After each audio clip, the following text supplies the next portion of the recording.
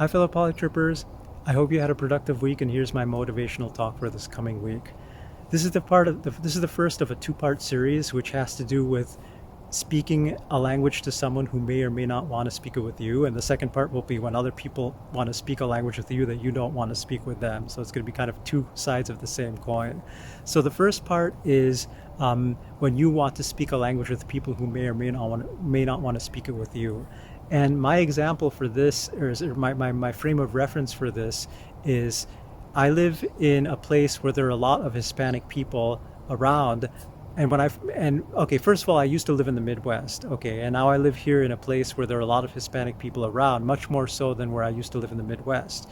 So in the Midwest, every time I came across like a Spanish-speaking person, it'd be really cool and like a novelty, whereas here, they're more frequent.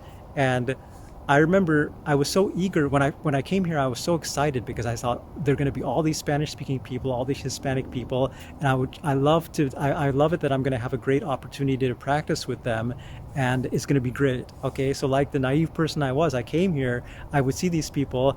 I'd start speaking Spanish with them, and this is in the U.S., mind you, and they give me this look. Like a lot of them give me this look, like, who the hell are you talking Spanish to me? Don't you think I know English well enough to speak English to you? So they would get offended, and it was totally not my intention to offend them. I was just excited about seeing a Spanish speaking person, and so like basically it didn't go that well in a lot of cases.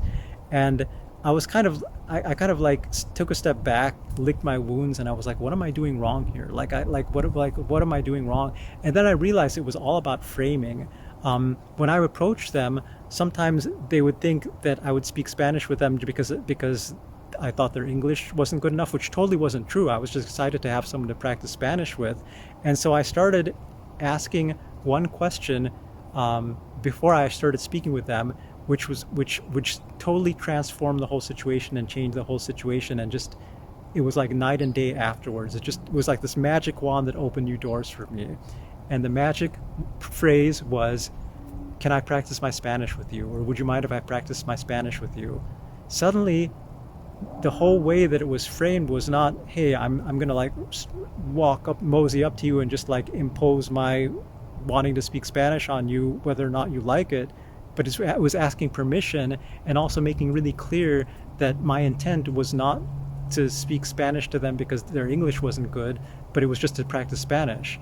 And so once I did that, suddenly like it was like night and day. They would smile, they'd speak Spanish with me, they'd be impressed with my Spanish, and I'd just have like a number of meaningful exchanges just based on that magic phrase, which changed everything for me.